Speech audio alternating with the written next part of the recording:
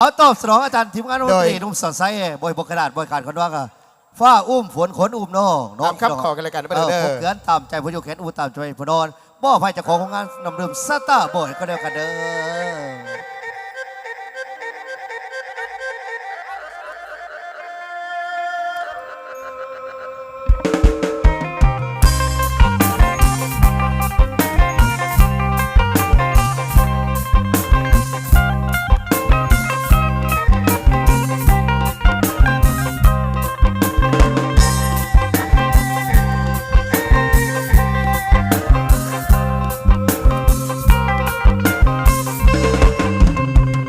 ว่าฟ้าเอ้ยฟ้า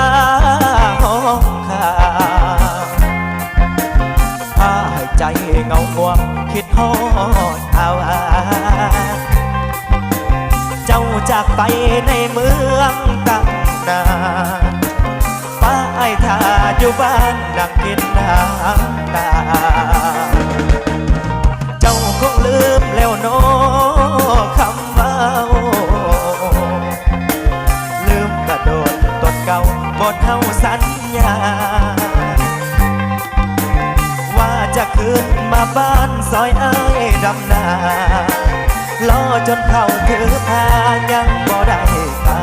วเห็นฟ้าอุบฝนเบิ่งคือมีคนอบนอ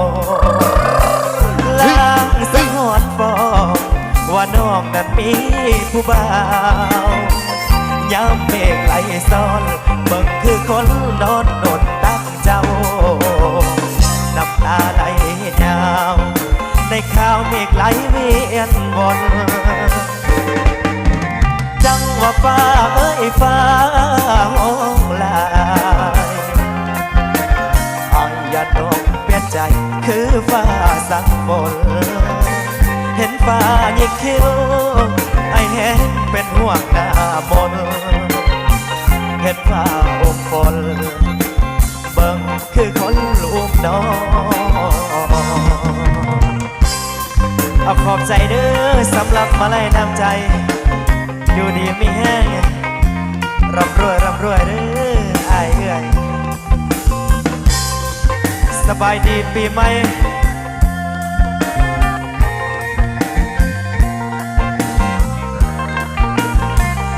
เห็นฟ้าอุบฝน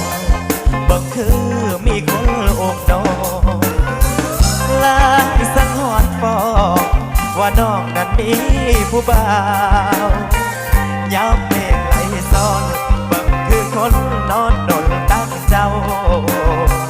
น้ำตาไหลยาวในข่าวเมฆไหลเวียนบน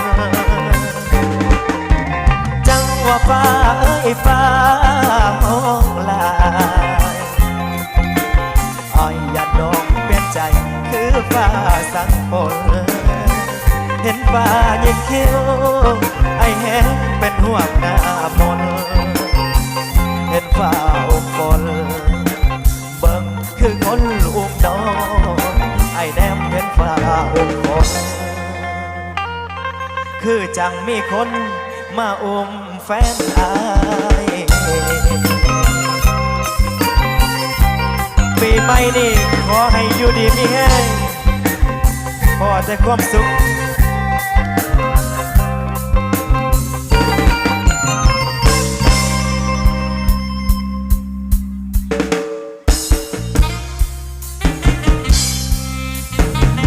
แม่ห้างลูกสามงามแท้เด้นางน้อง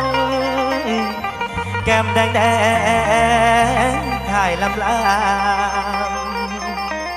สาวแม่ห้างลูกสามสำมางามกระดองยักขอเข้าห่วมบิบาแนวว่าทางน้องล่ะเอาผัวแต่ดอกเยาไว้บัดเขาป่านี้ไก่สั่งมางามแท้เด้น้องอ้ายนี่ไม้ปองสามสาวลูกสามมาเป็นผู้ ขอดูแลลูกหน่อย3 คนนั้น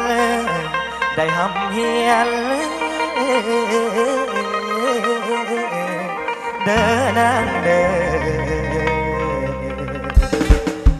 อชะ